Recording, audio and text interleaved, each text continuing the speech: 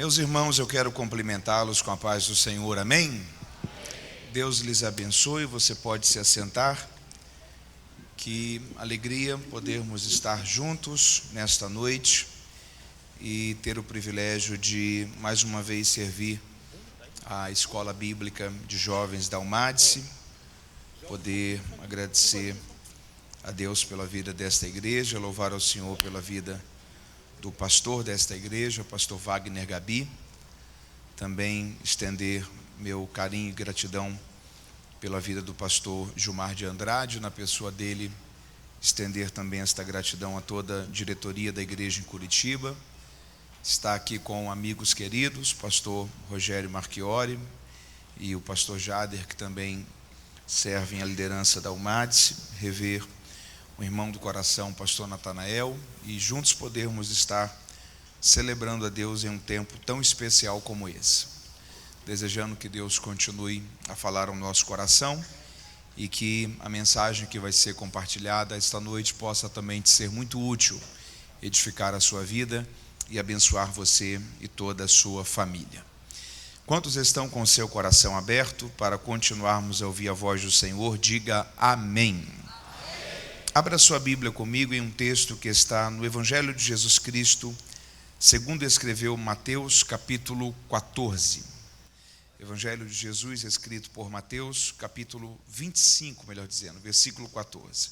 14 é o versículo e 25 é o capítulo. Mateus, capítulo 25, versículo 14. Enquanto você encontra, lembrar a você, se você ainda não possui, na saída tem alguns dos nossos livros que vão estar à sua disposição. Eu trouxe 3 títulos esta noite. Acredito que até uma boa quantidade de vocês já tenha algum deles de alguma outra vez que eu estive servindo vocês aqui na UMADSE. O título deles é A Enciclopédia da Vida dos Personagens Bíblicos, Manual Bíblico Expositivo sobre as Parábolas de Jesus e também o Guia do Estudante da Bíblia. Se você ainda não possui, principalmente a você, se tratando de uma escola bíblica de jovens, a você que ama entender e estudar a Bíblia, você que é um jovem que sabe que tem uma vocação para o ministério da pregação, a enciclopédia é uma obra que vai te servir muito e vai te ser muito essencial para o momento de estudo, leitura, preparação de aulas e mensagens. É uma obra que eu levei mais de 7 anos escrevendo ela, são quase 500 páginas. Não é daqueles livros, daqueles que você lê da página 1 até o final, a não ser que você queira, mas é uma obra de pesquisa. Então você está lendo, por exemplo, sobre Jó. Você vê que na letra J, às vezes tem 10, 15, 20 páginas explicando a vida de um único personagem da Bíblia. Contexto cultural, histórico, às vezes questões mais difíceis de serem entendidas e interpretadas dentro de um contexto bíblico de um modo geral. É uma obra que vai te ser muito útil. Eu tive a alegria de ter a revisão dela por um pastor que é muito querido da nossa nação, que é o pastor Hernandes Dias Lopes, e o prefácio dela foi pelo saudoso Dr. Russell Shedd, que foi uma das grandes referências que o Brasil teve dentro da área do ensino bíblico. Dentre as coisas que o Dr. Shedd escreveu no prefácio, escreveu que não conheceu outra obra em português que reunisse tantas informações sobre a vida dos personagens bíblicos quanto essa. Do mesmo modo, o Manual Bíblico sobre as Parábolas de Jesus contou aproximadamente 42 parábolas. Isso representa 1/3 de tudo aquilo que temos escrito nos evangelhos sobre os ensinos de Jesus. Só que a grande maioria delas estão dentro de um contexto cultural muito diferente do nosso. Um exemplo disso é a parábola das 10 virgens. Eu, por muito tempo, pensei e preguei em Mateus 25, as 10 virgens ali como um símbolo da igreja. Até que eu me deparei com a seguinte questão: quem eram as 10 virgens dentro do contexto cultural daquela época? Elas eram acompanhantes da noiva, que tinham a missão de cuidarem da noiva, prepararem ela para o casamento e iluminarem o caminho que era da casa da noiva até a casa do noivo, que era onde o casamento judaico acontecia. Se as 10 virgens não eram a noiva, na analogia entre Cristo e a igreja, elas não se encaixam ali como a igreja. Quem então elas representam ali? Qual era, por exemplo, a diferença do joio para o trigo? O rico e o Lázaro, era uma parábola ou uma história real? Jesus nunca deu nome aos personagens das suas parábolas, ali ele dá. O que é, por exemplo, a blasfêmia contra o Espírito Santo, que é um ensino de Jesus em uma de suas parábolas, que é a história do mais valente. Então são mais de 300 páginas te explicando todas as 42 parábolas que Jesus contou. E o último livro é o Guia do Estudante da Bíblia. É um livro que está numa dinâmica de perguntas e respostas e é fruto de anos de pesquisa sobre os temas mais desafiadores para a interpretação bíblica. Questões envolvendo escatologia bíblica, questões como a vida após a morte. O que a Bíblia fala sobre a vida após a morte?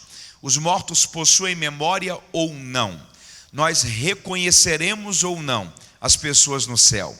Questões como o dilúvio no Antigo Testamento. O dilúvio ele foi local ou foi universal? Porque a Bíblia diz que as águas do dilúvio encobriram toda a terra. Pensa uma coisa comigo. Noé vivia no atual território do Oriente Médio. E tem espécies que vivem apenas em uma região. Tem animais que vivem apenas na floresta amazônica, no Polo Norte, no Japão, que é uma ilha. Se o dilúvio for universal, como que o Noé fez para preservar todas essas espécies que viviam apenas em outros continentes? As pessoas viviam mesmo quase 1000 anos no livro do Gênesis, ou a contagem de anos lá era diferente da contagem de anos no nosso tempo. Um evangelho diz que Jesus curou um cego em Jericó, o outro fala que foram 2. Um evangelho diz que Jesus libertou um endemoniado em Gadara, o outro fala que foram 2. Então são passagens da Bíblia que você para e diz, como que a gente entende esse texto aqui, se esse outro texto fala isso daqui? São centenas dessas questões, que a todos aqueles que amam entender e estudar a Bíblia, sempre vão passar hora ou outra por uma delas e vão ter curiosidade sobre como compreender melhor aquela passagem da Bíblia. Os livros vão estar à sua disposição na saída, ao fundo. Se você desejar adquirir, você tem a opção de adquirir 1, 2 ou os 3. Nos 3 você tem aproximadamente 1000 páginas. São mais de 12 anos de escrita, pesquisa e produção literária. O valor deles, 1 é 50, 2 são 80, os 3 são 120. Você pode passar lá, sem juros, esse valor no cartão ou ainda por débito ou Pix. Passe lá, vai te servir, abençoar muito a você e a toda a sua família. Você me ouviu e entendeu? Diga amém. Mateus capítulo 25, versículo 14. Mateus 25, verso 14, a palavra de Deus nos diz assim: porque será também como um homem que, ausentando-se do seu país, chamou os seus servos e entregou-lhes os seus bens. A um deu 5 talentos, a outro 2 e a outro 1, cada um segundo a sua capacidade, e então partiu. Tendo que ele partido, que recebera 5 talentos, negociou com eles outros 5. Do mesmo modo que recebera 2, ganhou também outros 2. Mas o que recebera 1 foi, cavou na terra e escondeu o dinheiro do seu senhor. Muito tempo depois veio o senhor daqueles servos para ajustar contas com eles. Então, aproximando-se o que tinha recebido 5 talentos, trouxe-lhes outros 5. E lhe disse: Senhor, entregaste-me 5 talentos. Aqui estão outros 5 talentos que ganhei com eles. O seu senhor lhe disse: Bem está, servo bom e fiel. Sobre o pouco foste fiel, sobre o muito eu te colocarei. Entre para o gozo do seu senhor. Chegando também o que tinha recebido 2 talentos, disse: Senhor, entregaste-me 2 talentos. Aqui estão outros 2 que ganhei com eles. Disse-lhe o seu senhor: Bem está, servo bom e fiel. Sobre o pouco foste fiel, sobre o muito te colocarei. Entre para o gozo do seu senhor. Mas chegando também o que tinha recebido 1 talento, disse: Senhor, eu sabia que és um homem duro, que ceifas onde não semeastes e ajuntas onde não espalhastes. E atemorizado eu escondi na terra o teu talento, aqui tens o que é teu. Respondendo, porém, o seu senhor lhe disse: Você é um servo mau e negligente. Sabias que ceifo onde não semeei e ajunto onde não espalhei? Devias então ter dado o meu dinheiro aos banqueiros, e quando eu viesse receberia com juros o que é meu. Tirai-lhe, pois, o talento e dai-o ao que tem 10. Pois a qualquer que tiver será dado em abundância, mas ao que não tiver, até o que tem lhe será tirado. Lançai, pois, para fora o servo inútil, e ali haverá choro e ranger de dentes. E se você leu comigo, diga amém. Eu gostaria de deixar a palavra, a aula, a ministração desta noite da escola bíblica desse ano, dessa noite de quarta-feira, ao seu coração, a partir do entendimento desse texto. Eu confesso a você que esse é um texto que já há algum tempo eu tenho falado dele. Nos últimos dias Deus tem trazido ao meu coração um entendimento sobre um novo olhar a partir dessa história, daquilo que Jesus compartilha dentro desta parábola, e eu gostaria de compartilhar esse entendimento recente que tem vindo ao meu coração nesse texto com você esta noite. Essa aqui é a história de um senhor que o pano de fundo geral dessa história traz uma simbologia muito especial dentro da questão de riquezas que são compartilhadas a todos nós, riquezas que não são nossas, mas são propriedades do Senhor.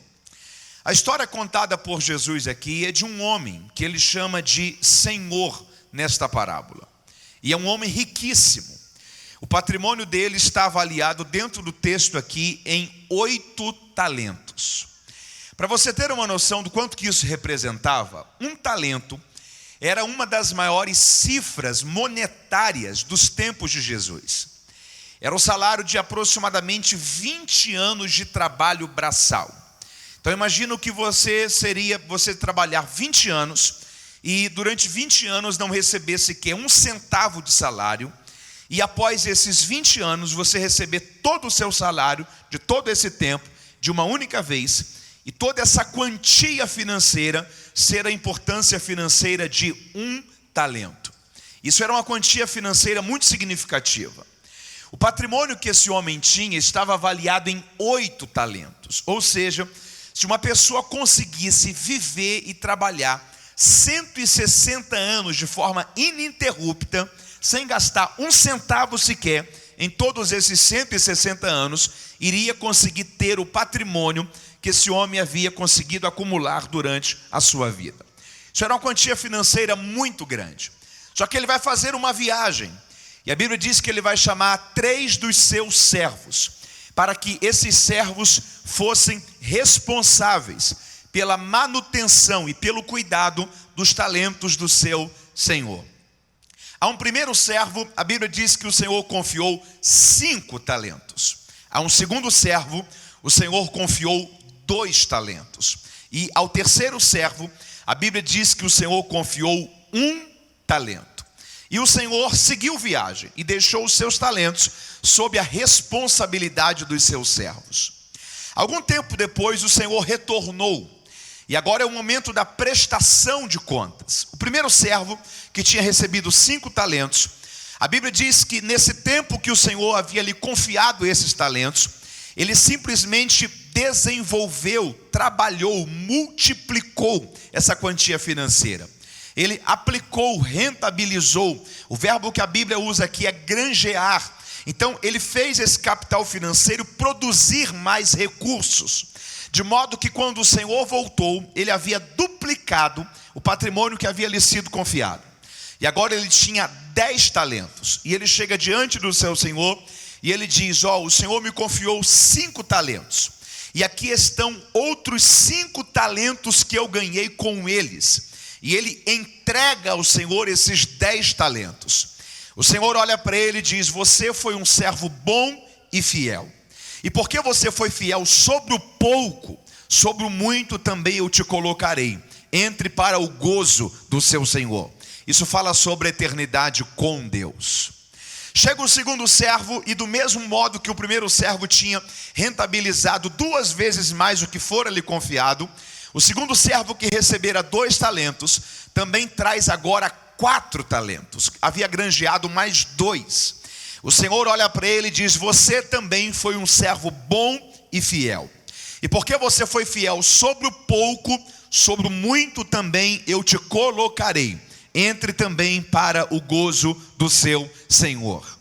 Só que chega o terceiro servo. E a Bíblia diz que a postura desse terceiro servo havia sido totalmente diferente.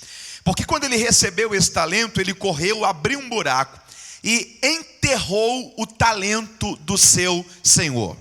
O sentimento dele é: se eu perco essa quantia financeira, como que eu vou ressarcir isso daqui ao meu senhor? E ele decidiu ativar o modo automático da vida. Ele não quis correr riscos.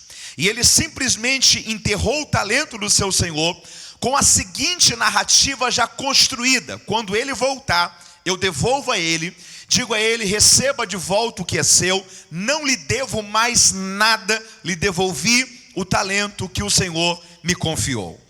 É muito curioso que quando esse terceiro servo chega e devolve esse talento que havia sido enterrado, o Senhor não diz para ele: você foi bom e fiel, e porque você foi fiel sobre o pouco, sobre o muito eu irei colocar você.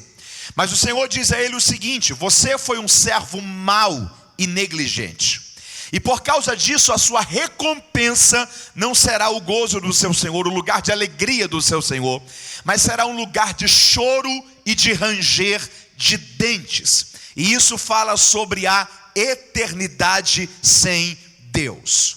Faltou para esse terceiro servo arriscar um pouco mais. Faltou para esse terceiro servo ter um pouco mais de coragem, de ousadia, se desvencilhar dos seus medos, das suas preocupações, dos seus temores, e entender que se Deus havia lhe confiado aquele talento, é porque ele tinha capacidade para administrá-lo, para produzi-lo, para fazer com que ele gerasse mais talentos. Deixa eu dizer uma coisa a você esta noite: cuidado para talvez você não estar abortando os melhores anos da sua vida por causa dos seus medos. Cuidado talvez de você não estar evitando de viver os grandes propósitos e projetos de Deus para o seu futuro por causa das suas dúvidas, por causa dos seus temores, por causa das suas inquietações. E talvez você tenha ativado um modo automático na vida, não tem corrido riscos, não tem se lançado a viver uma nova história, entender que Deus tem mais para você. Uma das piores coisas que pode acontecer com a gente é uma coisa chamada conforto. Você pode repetir isso comigo? Diga: conforto. O conforto ele é muito perigoso, porque ele tenta gerar no seu sentimento, no seu coração, um sentimento de contentamento, de se acalmar e dizer: está tudo bem, já alcancei até mais do que eu queria alcançar. O conforto ele pode te roubar de se desenvolver, de crescer. Ambientes de pressões normalmente faz com que seja extraído de você qualidades que nem mesmo você pensava que estavam aí dentro de você. Quando você se expõe a desafios que são maiores do que você consegue entender que aquilo que Deus confiou a você como capacidade, como dom, como talento, como habilidade, não é para ficar guardado em um ambiente totalmente seguro, mas é para você utilizar isso, porque Deus deseja usar a sua vida para que coisas maiores sejam alcançadas através de você. Esse terceiro servo não entendeu isso. Ele ativou o modo automático da vida e ele não quis correr riscos. Só que a consequência dele é que ele foi lançado num lugar de choro e de ranger de dentes, que era uma representação da eternidade sem Deus. Deixa eu dizer uma coisa aqui a você esta noite. Há algumas lições que Deus deseja que a gente traga para o nosso coração, que a gente faça isso, criar raízes dentro de nós, para que possamos caminhar de um modo melhor dentro daquilo que Deus tem nos confiado para fazer. Você precisa entender que há dons que Deus confiou a você, que há habilidades que Deus confiou a você.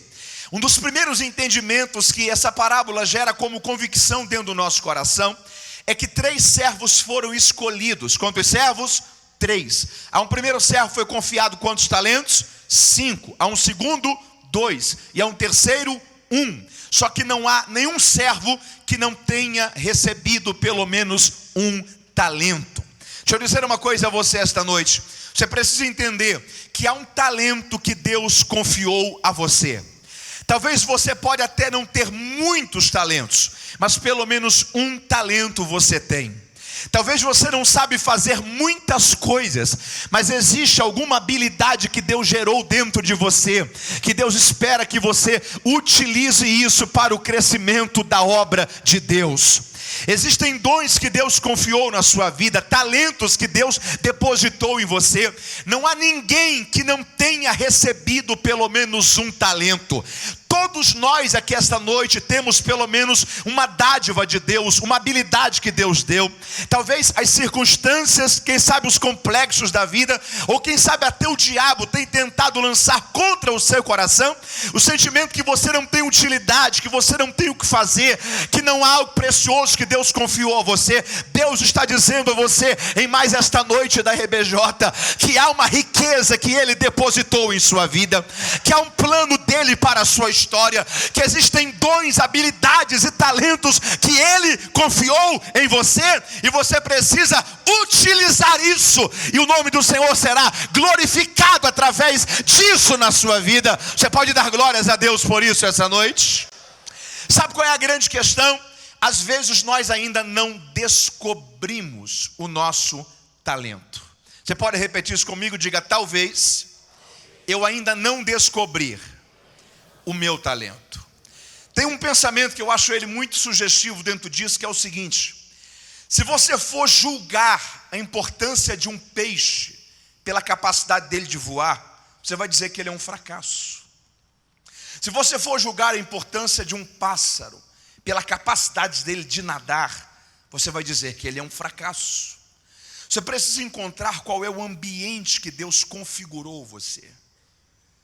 As riquezas que Deus colocou em você, para qual necessidade que elas serão uma resposta. Deixa eu usar uma ilustração rápida aqui para você assimilar isso. Em todo o templo há várias caixas de retorno e amplificação, ok? Se você perceber, em todas elas sempre há um cabo.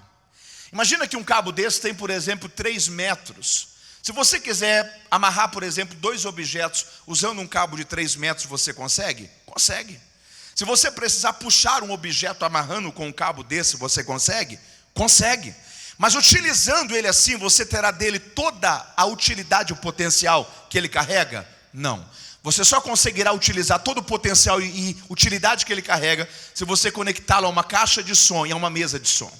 Porque o potencial que ele carrega, a utilidade que ele tem a ver com ele estar inserido no lugar certo. Às vezes está sendo útil em alguma coisa e pode estar te roubando daquilo que de fato você tem plenamente potencial para desenvolver.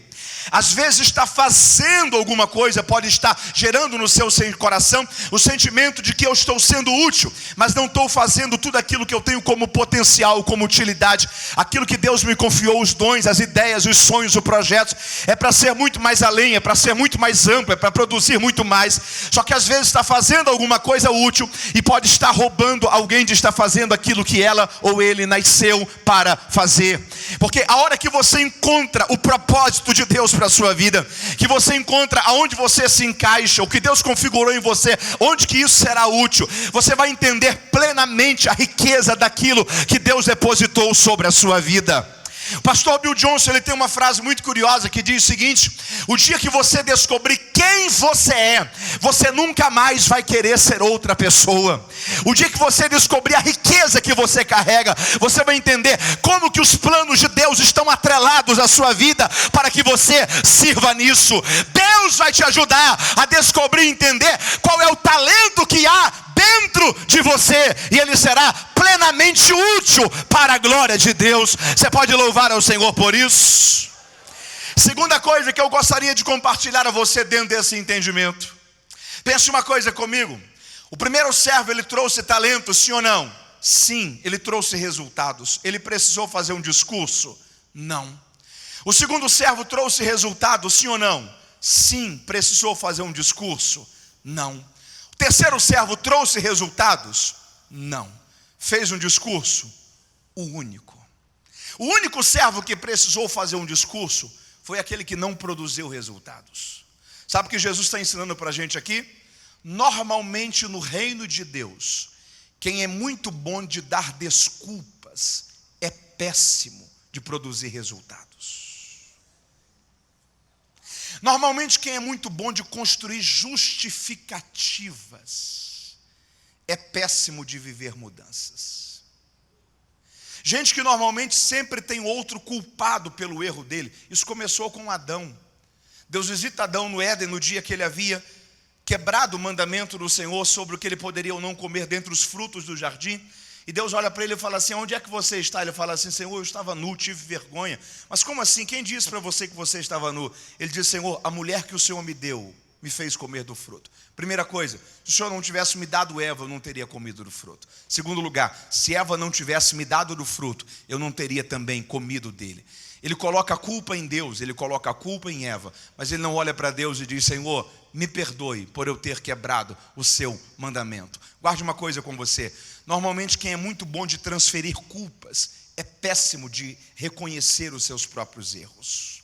Normalmente quem é muito bom de sempre enxergar no outro a razão dele não ter conseguido é péssimo de se autoavaliar para entender o que é que precisa mudar dentro dele, para que ele produza melhor, para que ele sirva melhor. Deixa eu falar uma coisa a você esta noite: você precisa identificar e vencer as suas desculpas. Deixa eu repetir isso aqui mais uma vez para você. Você precisa identificar e vencer, resolver as suas desculpas. Na multiplicação dos pães, a Bíblia diz que Jesus chegou para Filipe, fez uma pergunta a ele: Filipe, onde é que nós vamos conseguir conseguir pão para alimentar toda essa multidão? Filipe olhou para Jesus e disse assim: Senhor, o lugar onde nós estamos é deserto, já é tarde, e nem ainda com 200 denários nós iríamos conseguir ter pão para alimentar toda essa multidão. Filipe apresentou para Jesus 3 desculpas, guarde isso. Provavelmente uma dessas 3 desculpas são desculpas que você também tem acreditado nelas.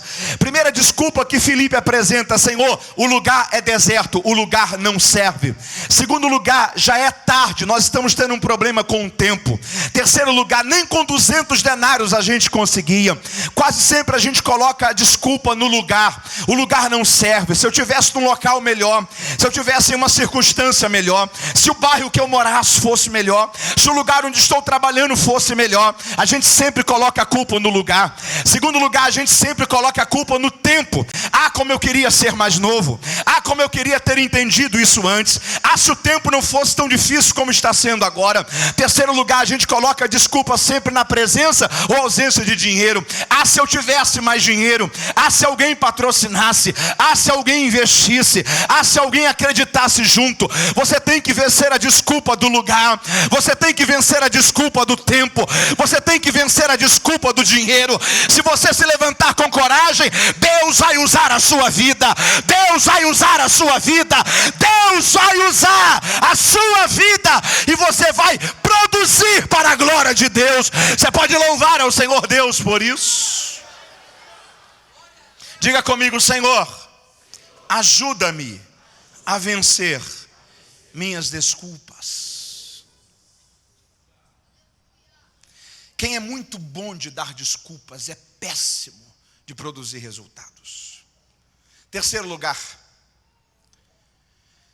sabe o que diferencia pessoas que desenvolvem e não desenvolvem? Porque o mistério do reino de Deus está no crescimento. Você pode repetir isso comigo? Diga: o mistério está no crescimento. Olha para alguém perto de você e diga assim: você está proibido de parar de crescer. Não, dá um sorriso para ele e fala assim: se você parar de desenvolver, você fica para trás. Deixa eu propor um entendimento para você. Você está comigo aí? Diga amém. Imagina que você começa a sentir uma dor na lateral, procura um médico, e o médico fala assim: ó, você está correndo risco sério de vida. Você tem que operar agora à tarde. E tem 2 médicos para operar você. O primeiro é um velho conhecido seu, gente boa, pessoa muito querida. Faz 30 anos que ele se formou em medicina na área que ele desenvolve procedimento cirúrgico. Só que tudo que ele tem de informação, de conhecimento, é o que ele aprendeu durante o período da universidade há 30 anos atrás. E o segundo médico cirurgião é alguém que você nunca viu, você não sabe quem ele é. Ele também se formou há 30 anos. Mas durante esses 30 anos que ele se formou, todo ano, ele participa de simpósios, conferências, congressos em outros países, sempre atualizando as técnicas cirúrgicas dele, atualizando a equipe médica, os melhores métodos de anestesia. Está sempre com todo o equipamento cirúrgico dele sendo atualizado com o que há de melhor no mercado, que ele desenvolve a sua vida profissional dentro da medicina. Qual desses 2 médicos que você vai preferir que opere você? O seu conhecido ou o que você nunca viu? O que você nunca viu. Deixa eu falar uma coisa para você. Se a gente não confia colocar a nossa saúde em quem está desatualizado, por que a gente pensa que se a gente não se atualizar, as pessoas vão querer ouvir a gente? Por que a gente pensa que aquilo que a gente aprendeu no seminário há 10, 15, 20 anos atrás e não continuou a estudar, a crescer, desenvolver e aprender, será o suficiente para que hoje a gente esteja atualizado para os desafios do agora? Por que a gente pensa que aquilo que um dia a gente recebeu como formação é o suficiente, sem a gente estar constantemente entendendo que o mistério do crescimento do reino de Deus está no desenvolvimento? Você pode repetir isso mais uma vez? Diga: o mistério do crescimento do reino de Deus está no desenvolvimento. Deixa eu propor uma coisa a você. Imagina que eu tenho um carro no valor de 30 mil reais. Qual o valor? E eu preciso fazer uma viagem. Eu olho para você e falo assim, ó, eu vou passar alguns meses fora e eu preciso que você guarde esse carro e cuide desse carro aqui para mim. E eu deixo ele na garagem da sua casa. 1 ano depois eu volto. O que eu vou esperar que você faça com esse carro? Me devolva ele, sim ou não? Sim. Eu vou esperar que você tenha pegado esse carro, vendido ele, pegado esses 30 mil, aplicado esse dinheiro, dobrado esse capital financeiro, e quando eu chegasse, você pegasse 60 mil, comprasse para mim 2 carros de 30 mil e me devolvesse 2 carros de 30 mil, sendo que eu só entreguei a você um carro de 30 mil? Não. Porque eu te deixei quantos carros? 1. Se você pega esse carro, vende, torra essa grana, aí sim eu fico bravo com você. Mas se você guardou o carro para mim, eu não tenho nem como agradecer a você. O servo que fez isso, Jesus chamou de mau e negligente. Sabe qual foi o servo bom e fiel? O servo que recebeu 1 e devolveu 2. Recebeu 2 e devolveu 4. Recebeu 5 e devolveu 10. Guarde uma coisa com você. No reino de Deus não existe esse negócio de manter. Quem mantém, perde. Quem não melhorou, automaticamente ficou pior. Quem não cresceu, automaticamente regrediu. Porque se os desafios aumentam, a nossa dedicação também precisa aumentar. Porque assim nós somos aperfeiçoados de glória em glória, de glória em glória, de glória em glória, até chegarmos ao ambiente da perfeição. Diga comigo: eu estou proibido de não desenvolver. Quem apenas manteve, está perdendo.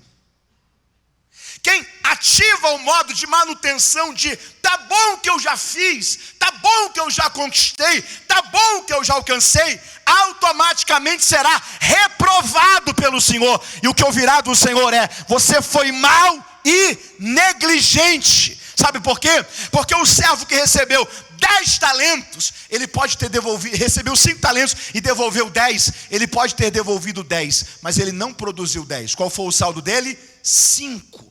O servo que devolveu 4, o saldo dele não foi 4, foi 2. E o servo que recebeu 1 e devolveu 1, embora tenha devolvido 1, o saldo dele é 0. Guarde uma coisa com você: Deus não irá nos julgar por aquilo que Ele nos confiou. Deus irá nos julgar por aquilo que nós fizemos com aquilo que Ele nos confiou. Porque se a gente para e diz assim: eu tenho dons, eu tenho habilidades, eu sei fazer isso, recebi tal função, mas se isso não está sendo utilizado, se não está produzindo, se não está crescendo, se não está desenvolvendo, se eu apenas tenho dons, talentos, ministério, chamado, vocação, unção, graça, mas não produzo nada, eu posso ter tudo isso, mas o meu resultado é 0. Servo bom e fiel é aquele que multiplica, e Deus quer te usar para que você cresça e multiplique na obra do Senhor. Você pode dar glórias a Deus por isso. O que pesa para Deus não é o que eu tenho. O que pesa para Deus é o que eu estou fazendo com aquilo que eu tenho. O nosso olhar é a vaidade daquilo que eu tenho.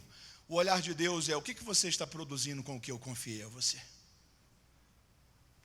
Você está comigo aí? Diga amém. Mas sabe qual é o fator decisivo? Se você pode, repita comigo, diga: sensibilidade e percepção. Você pode repetir isso mais uma vez? Diga: sensibilidade e percepção.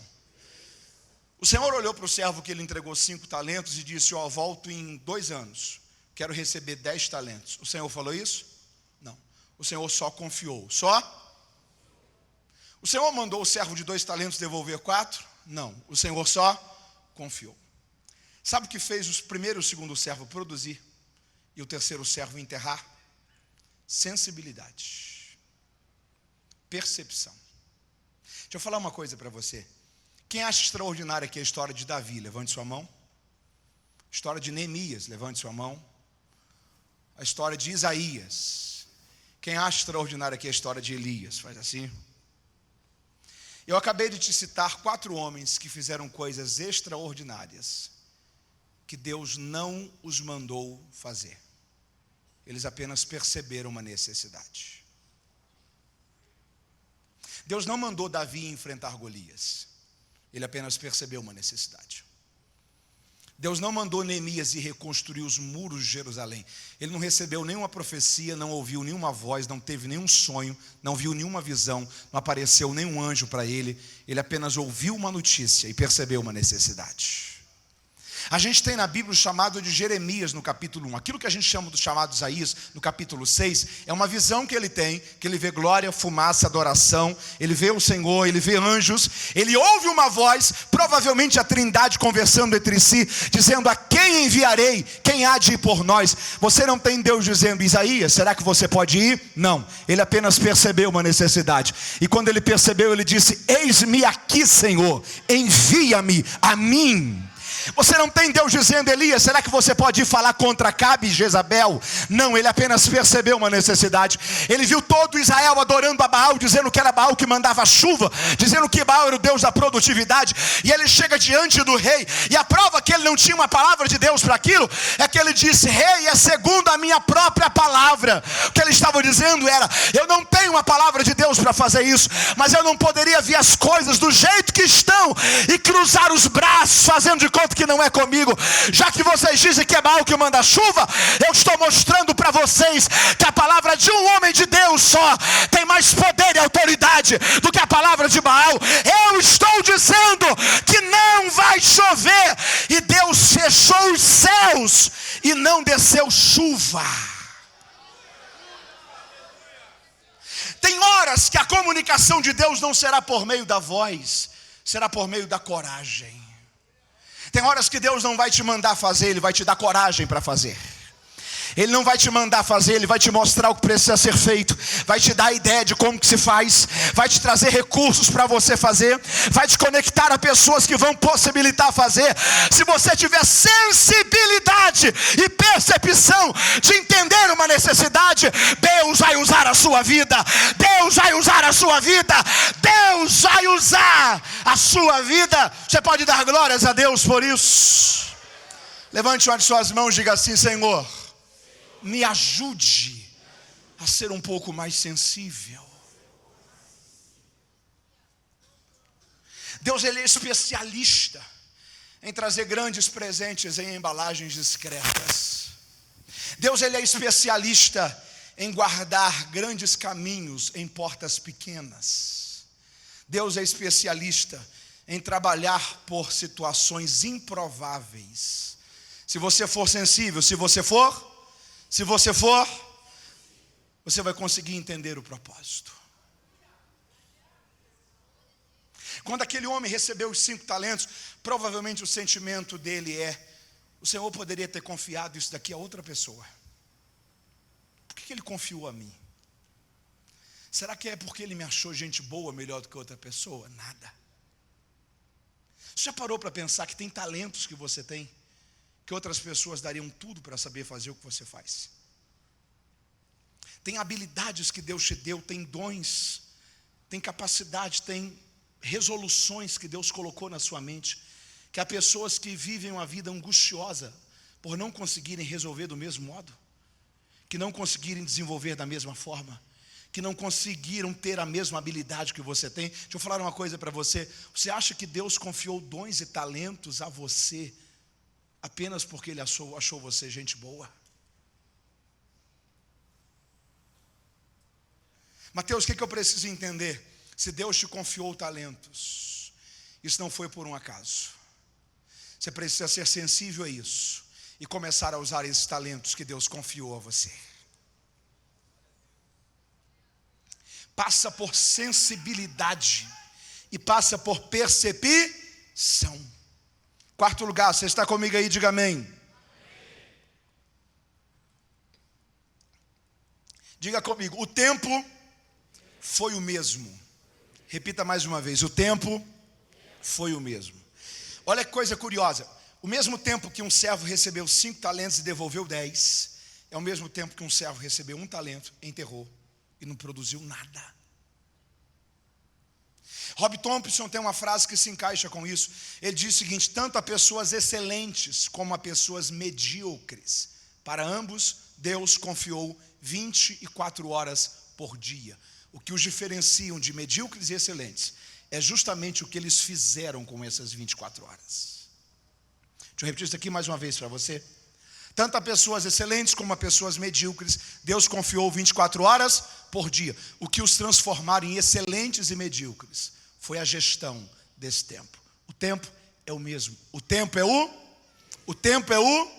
no mesmo tempo que tem gente desenvolvendo, tem gente enterrando talentos. No mesmo tempo que tem gente crescendo, tem gente estagnando a trajetória. Do mesmo tempo que tem gente que tinha 2 talentos só e já tem 4. Tem gente que talvez tinha até mais talentos e não produziu nada. Porque há um mistério nos talentos. Há um mistério nos... Sabe como que você desenvolve mais talentos? Usando os que você tem agora. O reino de Deus é um mistério. A hora que você identificar o que você sabe fazer, aí eu sei trabalhar com crianças, eu sei servir na área de evangelismo, eu sei servir na área da mídia, eu sei desenvolver uma área que a igreja precisa de pessoas nessa função. A hora que você começa a usar o seu talento para desenvolver isso, utilizando esse talento nisso, você percebe que você também tinha outro, que não sabia, você multiplica. Daqui a pouco você descobre mais um, multiplica mais. Daqui a pouco você vê que você tem habilidade para fazer outra coisa também. Daqui a pouco de 5 talentos você foi para 10. Só que você só descobre talentos que você ainda não conhece se você se disponibilizar para servir com aqueles que você já sabe que hoje tem.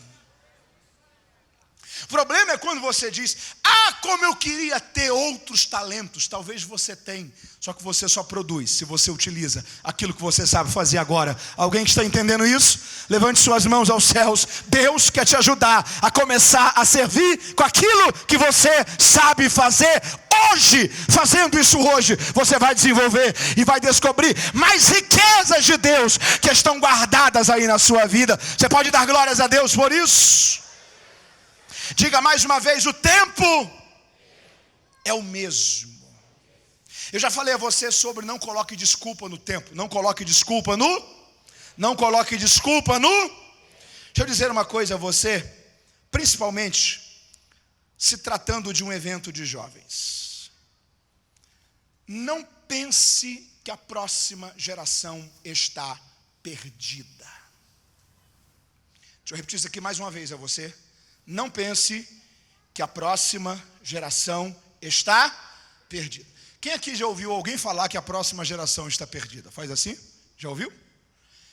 Deixa eu dizer uma frase aqui para você. Está comigo aí? Diga amém. Primeira frase. A nossa juventude adora o luxo. É mal educada, despreza as autoridades, não tem o menor respeito pelos mais velhos. Os nossos filhos hoje são verdadeiros tiranos. Eles não se levantam quando uma pessoa idosa entra. Respondem mal aos pais e são simplesmente maus. Quem acha que essa frase aqui é atual, levante sua mão. Essa frase foi escrita em 450 a.C., durante a vida de Sócrates. Segunda frase. Não tenho mais nenhuma esperança no futuro dos jovens de hoje, porque essa juventude é insuportável, desenfreada e simplesmente horrível.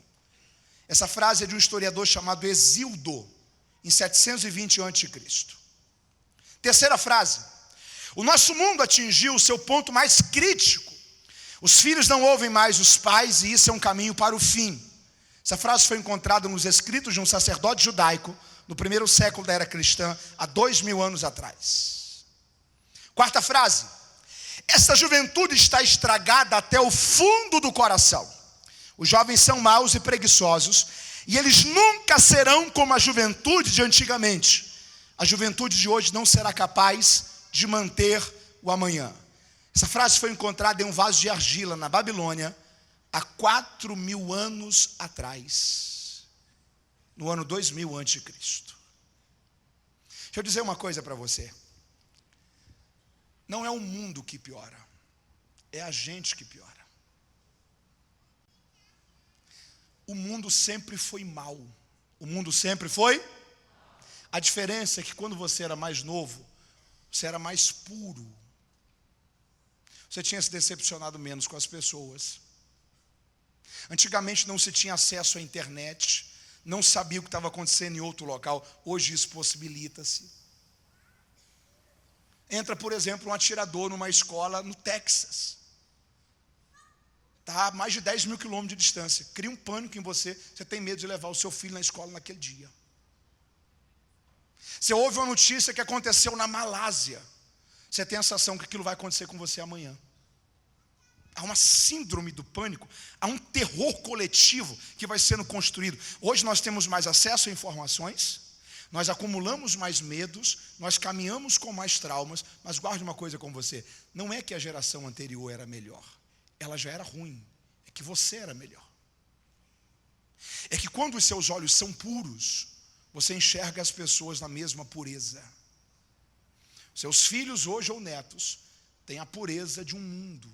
Quando eles forem da sua idade, eles perceberão que o mundo não era tão puro assim. E eles terão um sentimento. Quando eu era mais novo, antigamente, a geração era melhor. As pessoas eram mais puras, sempre foram maldosas. Não é a impureza do mundo que aumentou ou diminuiu. É a nossa pureza que diminuiu. A gente que foi enxergando o mundo pelas lentes que o mundo foi construindo para a gente olhar. Há 4.000 anos tem gente dizendo que a próxima geração será pior. O mundo sempre foi mau, desde os dias de Noé. Você lembra que Deus falou com Noé? Deus disse: Noé, construa uma arca. Construa uma. Construa uma. Eu cresci ouvindo dizendo que Moisés tinha que construir uma arca para salvar todo mundo. Deus nunca mandou Noé fazer isso. Você não tem um texto no Gênesis de Deus falando: Noé, vai e prega para todo mundo. Deus falou o seguinte: Noé, construa uma arca para ti e para a sua casa. Construa uma arca para você e para a sua família. Se a intenção de Deus fosse salvar o mundo, a arca não ia ser do tamanho que foi. Ia ser 50 arcas e não ia dar para salvar o mundo. Deus construiu uma arca para a família de Noé e para os animais serem preservados. Eram os animais e a raça humana para a próxima estação. Mateus, o que você está dizendo? O que Deus está falando com Noé é o seguinte: Noé, o mundo sempre foi mau e não vai deixar de ser mau. Já que o mundo é mau, tente construir pelo menos um mundo melhor para você. Tente fazer pelo menos da sua casa um lugar de paz. Tente fazer pelo menos do seu casamento um referencial dos valores do reino de Deus. Tente fazer pelo menos os seus filhos crescerem entendendo o que é um pai que honra a sua mãe, o que é uma mãe que respeita o seu pai, o que é um pai que é um modelo de esposo para o seu filho, o que é uma pessoa que respeita a ética, que respeita aquilo que é certo, que honra a Deus, que vive uma vida disciplinada. Não tente mudar o mundo não vai mudar. Sempre foi podre, sempre será horrível. O mundo não muda. A questão é, em um mundo que não muda, tente construir pelo menos um mundo melhor para você. Construa uma arca para você e para toda a sua casa. Já que o mundo geral não melhora, tente melhorar pelo menos o seu mundo, porque as pessoas sempre serão mais. Sempre foi horrível. As pessoas sempre foram mais. As pessoas sempre traíram umas às outras por interesses. Sempre. A questão é que antigamente você era mais puro. Sua lente de olhar o mundo eram lentes mais puras. Diga comigo: o mundo nem melhora, nem piora. Diga: sempre foi ruim. Diga: eu que pioro. Diga: e a missão de Deus é que no mundo que está ruim, que eu consiga construir um lugar que dentro dele ainda esteja bom. Você está entendendo isso? Levante sua mão e diga assim: minha casa será esse lugar. Diga: minha família será esse lugar. Noé, faça uma arca para limite.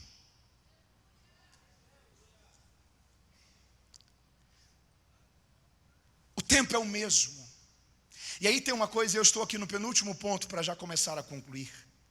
Tem uma coisa curiosa, porque Eclesiastes capítulo 3 diz o seguinte: há um tempo para todas as coisas. Você pode repetir isso comigo? Diga: há um tempo para todas as coisas. Segunda expressão de Salomão ali, diga: há um tempo para todo propósito.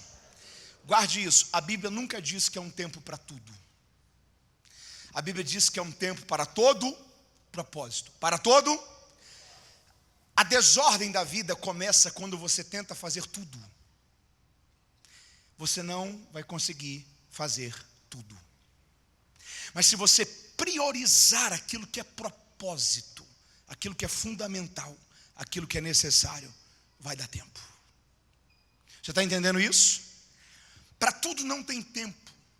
Você vai ter que priorizar coisas, você vai ter que renunciar a outras, você vai ter que ajustar a sua agenda, você vai ter que ajustar as suas prioridades, você vai ter que modificar a sua rotina. Não vai dar tempo para tudo. Mas se você priorizar aquilo que é propósito, você vai conseguir. Sabe o que é curioso? O nosso sentimento ou definição do que é propósito é que a gente diz o seguinte: propósito é desígnio, ok? Propósito é destino. Propósito é razão de existência. Quando Salomão diz há um tempo para todo propósito, o termo que ele coloca no hebraico ali significa deleite. Você pode repetir isso comigo? Diga: propósito é deleite. Sabe o que Salomão está dizendo? Quer saber se algo é propósito de Deus para você? Isso vai estar leve no seu coração. Isso vai ser prazeroso de ser feito. Porque propósito é deleite. Aquilo que te mata não é propósito. Aquilo que te angustia não é propósito. Aquilo que te afasta para longe de Deus não é propósito. Aquilo que desvia a sua fé não é propósito. Propósito é algo agradável. Propósito é deleite. Diga comigo: há um tempo para todo propósito. Diga mais uma vez: o tempo é o mesmo. Diga: o que diferencia quem eu serei é o que eu estou fazendo com ele. Você está comigo aí? Diga amém. Último ponto, começa a concluir aqui. Em primeiro lugar, não há ninguém que Deus não tenha confiado um talento. Todo mundo tem, você precisa descobrir o seu. Segundo, você precisa vencer suas desculpas. Porque normalmente quem é muito bom de dar desculpas é péssimo de produzir resultados. Terceiro, você tem que desenvolver percepção e sensibilidade. A vida tem a ver com isso. Quarto lugar, você precisa valorizar o seu tempo. Entender que o tempo é o mesmo. Você precisa fazê-lo ser útil. Quinto e último lugar, você precisa entender que a vida tem a ver com oportunidades. Você pode repetir isso comigo? Diga: a vida tem a ver com oportunidades. Quando esse terceiro servo recebe um talento, talvez ele olha para ele e fala assim: vai fazer falta nenhuma. Se eu perder isso aqui, minha vida está destruída. Deixa eu enterrar isso daqui, quando ele voltar eu devolvo. Ele não está percebendo que isso aqui não é uma realidade sobre multiplicar ou não dinheiro. Isso aqui é uma oportunidade sobre definir ou não eternidade. Deixa eu fazer uma pergunta aqui essa noite. Quantos têm o desejo de crescerem em alguma área da sua vida? Faz assim com a sua mão. Diga: Senhor, eu preciso identificar as oportunidades. Ouça isso. Seu silêncio não me incomoda. Ouça isso. Os grandes acessos a novas realidades de Deus para você vai passar pelas oportunidades que você aproveita ou não. Talentos você tem. Talentos você tem que encontrá-los. Não pense que talento que Deus dá tem a ver só com microfone, com departamento, com área da igreja, ok? A Reforma Protestante mudou esse entendimento. Um dos legados da Reforma Protestante é que profissão é culto. Você pode repetir isso comigo? Diga: profissão é culto. Culto não é algo que você faz 2 horas dentro de um templo apenas. Jesus disse, antigamente o culto tinha a ver com lugar só. A mulher samaritana pergunta: onde é que a gente adora? É Gerizim? É Jerusalém? Jesus fala assim: minha filha, passou esse tempo, chegou um momento diferente, a hora vem e agora é, em que os verdadeiros adoradores adorarão ao Pai, em espírito e em verdade. Jesus está dizendo o seguinte: na nova aliança, a adoração é um estilo de vida. Ok? Um dos legados que a reforma protestante traz é que profissão é culto. Profissão é a forma como você trata o seu pai, sua mãe, seu esposo, sua esposa. Você está ou adorando a Deus com isso, ou entristecendo a Deus com isso. Se você é um bom funcionário, Deus está sendo glorificado. Se você é um péssimo funcionário, é o evangelho que está sendo envergonhado. Alguém vai olhar e vai dizer: está vendo? Cristão, pior funcionário que eu tenho aqui. Está vendo? Meu patrão diz que é crente, camarada injusto, sem empatia, só pensa nele, nunca pensa em ninguém. Profissão é culto. A forma como você lida com tudo em sua vida, Deus está sendo glorificado ou Deus está sendo envergonhado. Esse legado impregnou na mentalidade dos reformadores e eles transferiram isso. Olhe no continente europeu, os países que vivenciaram a reforma protestante dos que não vivenciaram. Compare, por exemplo, Suíça, que teve a reforma com Úrico Zwingli e João Calvino, com a França, que não teve reforma. Compare, por exemplo, a Alemanha, que teve reforma com Martim Lutero, com Portugal, que não teve a reforma. Compare, por exemplo, o Reino Unido, principalmente a Inglaterra, que viveu um segundo movimento de reforma com o anglicanismo. Por exemplo, com a Itália, que não teve reforma.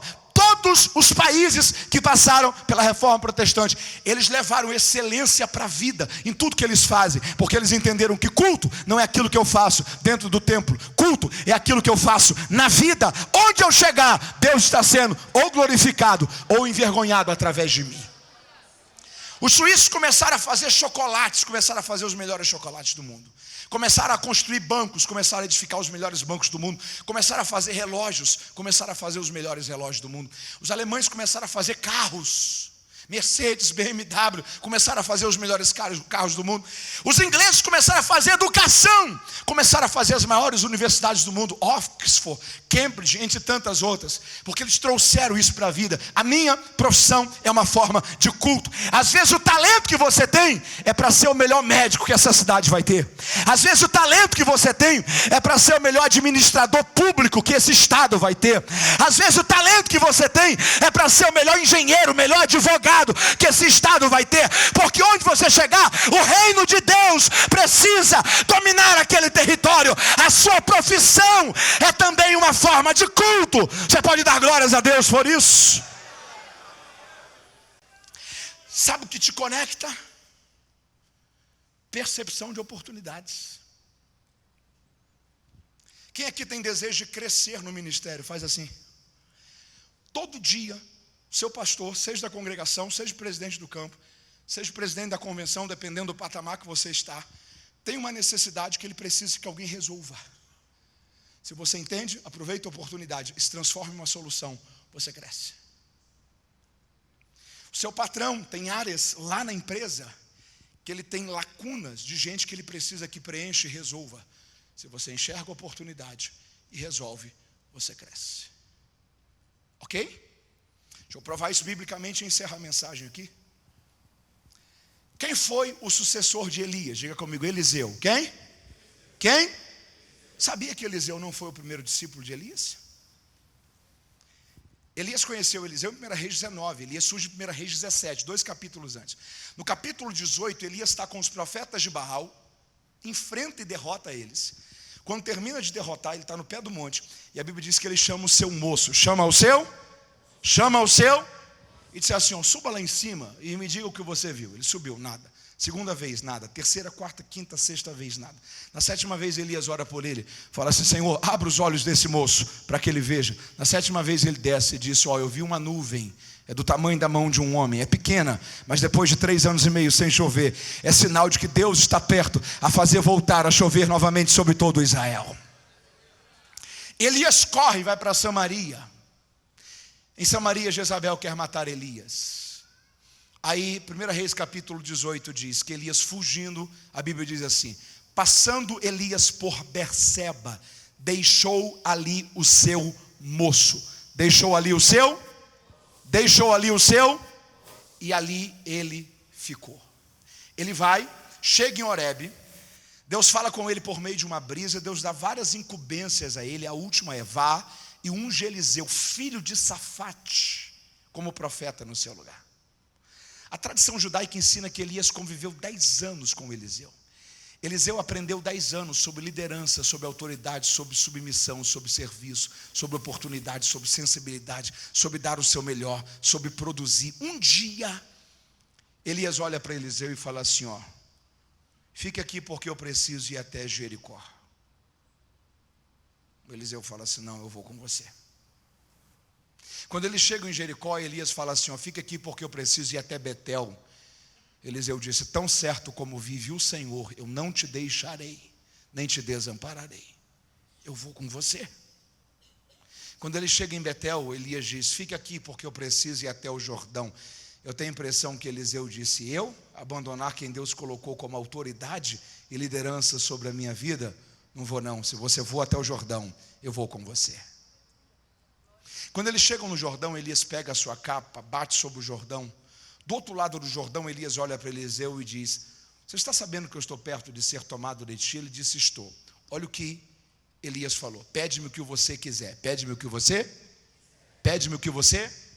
Se você me ver, olha essa condicional: se você me, na hora que eu for tomado de ti, você receberá.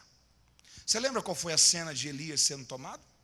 2 Reis capítulo 2, versículo 2, estavam os dois andando e falando, vieram carros e cavalos de fogo, passaram no meio de Elias e Eliseu, um cai para um lado, um cai para o outro, do nada surge uma ventania, forma um redemoinho, no meio da terra, no meio da areia, e Elias desaparece, sobe ao céu, no meio do redemoinho. Sabe qual era a coisa mais fácil de acontecer ali? Era o Eliseu cair para um lado, assustado com os carros e cavalos de fogo, ver aquele montaréu de areia no redemoinho, olhar para o lado e dizer: cadê Elias? Espera aí, você está dizendo que Elias foi tomado de ti e você não viu? A coisa mais fácil era Elias dizer: não, eu me distraí. Surgiu o redemoinho, uns seres de fogo que passou. Você está dizendo que Elias foi tomado e você não percebeu? A coisa mais fácil era Eliseu dizer: não. Sabe por que Eliseu recebe a porção dobrada? Porque os carros e cavalos de fogo não o distraem. A ventania, o redemoinho não o distrai. Deixa eu falar uma coisa para você: ministério é para quem não se distrai. Obra de Deus é para quem não se distrai. Crescimento e futuro é para quem não se distrai. O escritor da carta aos Hebreus diz: cuidado, nós estamos rodeados de uma tão grande nuvem de testemunha. Aí ele fala: cuidado com os embaraços desta vida e com o pecado que tão de perto nos rodeia. Ele fala sobre duas coisas: embaraço e pecado. Sabe o que ele está dizendo? Cuidado, tem coisa que até não é pecado, mas te distrai. Tem coisa que até não é pecado, mas divide a sua atenção. Tem coisa que até não é pecado, mas rouba o seu coração. Se você tiver foco naquilo que Deus tem para a história da sua vida, Deus vai te fazer alcançar aquilo que é propósito dele para você. Você não pode se distrair. Você pode dar glórias a Deus por isso? Quando Elias olha para Eliseu e diz: fique aqui que eu vou até Jericó. Em outras palavras, o que Eliseu está dizendo é o seguinte: eu não tenho culpa se há 10 anos atrás, quando você disse para o moço: fique aqui em Berseba, que eu vou até Horebe, ele ficou. Elias está só repetindo uma fala. O que Eliseu está dizendo é o seguinte: eu não vou perder a oportunidade que está diante de mim. Se você vai, eu vou. Se você estiver, eu estou junto. Se tem um propósito, eu quero estar perto. Se há uma necessidade, eu quero ser resposta para isso. Há algo de Deus em você que eu quero que toque a minha vida. Eu quero orar agora com você, mas eu preciso que você entenda uma coisa. Talento você tem, o que você precisa é vencer suas desculpas. Habilidades você tem, o que você precisa é encontrar como que você vai utilizar elas. Você precisa entender que o tempo vai passar de qualquer jeito. Tem gente que vai melhorar, tem gente que vai piorar. Tem gente que vai crescer, tem gente que vai regredir. Porque o tempo é o mesmo, o tempo é o... A vida nem piora nem melhora, ela sempre é ruim. É você que tem que configurar uma vida melhor para você. Você não tem que esperar que a vida melhore, é você que tem que construir uma vida melhor. Não é o mundo que melhora, é você que constrói uma arca, para que dentro desse ambiente o mundo seja mais leve, mais agradável, mais fácil de ser convivido nele. Você precisa entender que Deus quer usar você não só para isso daqui. Isso aqui é o nosso quartel-general. Sabe qual é o erro da gente? E eu encerro a mensagem aqui, me permita essa comparação. Sabe qual é o erro da gente? Transformar isso daqui em tudo. Na pandemia, eu ouvi um pastor falando sobre alcance de igreja, eu achei maravilhoso aquilo ali. E ele falou o seguinte, eu construí uma cultura de entendimento dentro das pessoas. Eu falei assim, mas como assim? Ele falou assim, eu parei de fazer aquelas pessoas que me ouvem todo domingo pensarem que elas são minhas ovelhas. Elas são sim minhas ovelhas. Mas eu comecei a enxergá-los não só como minhas ovelhas, mas como meus pastores. Porque as ovelhas mesmo são aqueles que estão lá fora, que serão alcançados por Ele. A gente tem que ter essa visão. A Bíblia diz que Jesus, descendo do barco, via as pessoas como ovelhas sem pastores. Você precisa começar a ver pessoas como ovelhas sem pastores. Na universidade, na escola, na profissão. Ver pessoas como ovelhas sem pastores é ver gente que precisa de cuidado. Sabe qual é o problema da gente? Quando a gente limita a nossa vida cristã apenas a isso daqui. E aí ele falou uma coisa, me permita essa metáfora. Ele disse, é mais ou menos como uma estratégia de um jogo de futebol. Eu falei assim, mas como assim?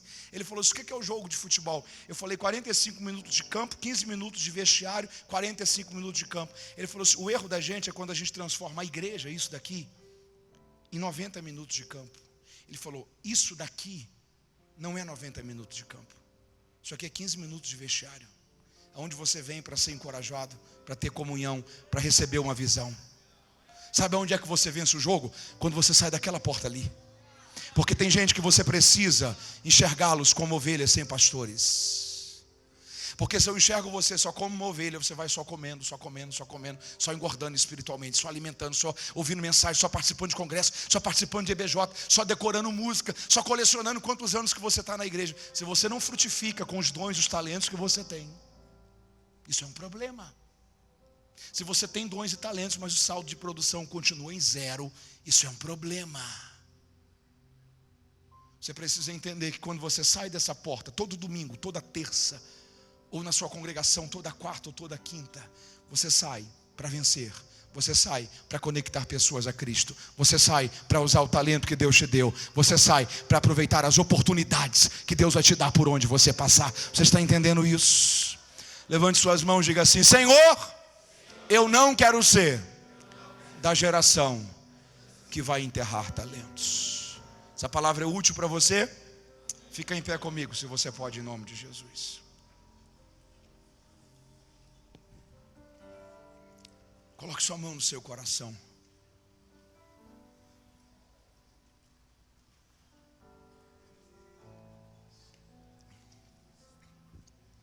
A verdade central dessa mensagem essa noite é: você precisa fazer alguma coisa com aquilo que Deus te deu.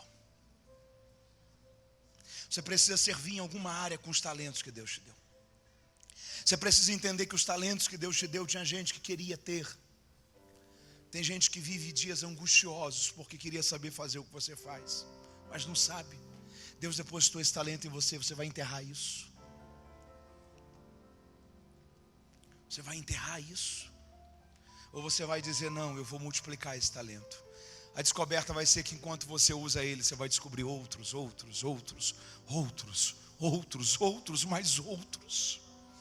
Coloque sua mão no seu coração, diga, Senhor, eu ouvi a tua palavra essa noite.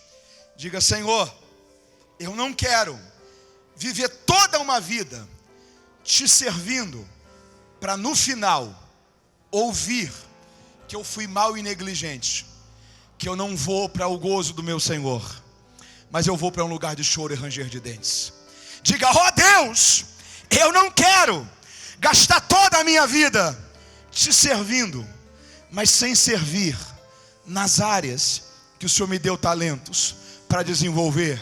Diga, Deus, me enche essa noite, me dê coragem esta noite, me dá vitória sobre as minhas desculpas, me faça usar melhor o meu tempo. Diga, ajuda-me a produzir. Diga, Senhor, eu quero te ser útil, eu quero servir pessoas, eu quero fazer mais, para que o teu nome seja glorificado através da minha vida, em nome de Jesus, amém e amém. Você pode dizer glórias a Deus por esta palavra? Permaneça em pé, Deus abençoe, muito obrigado.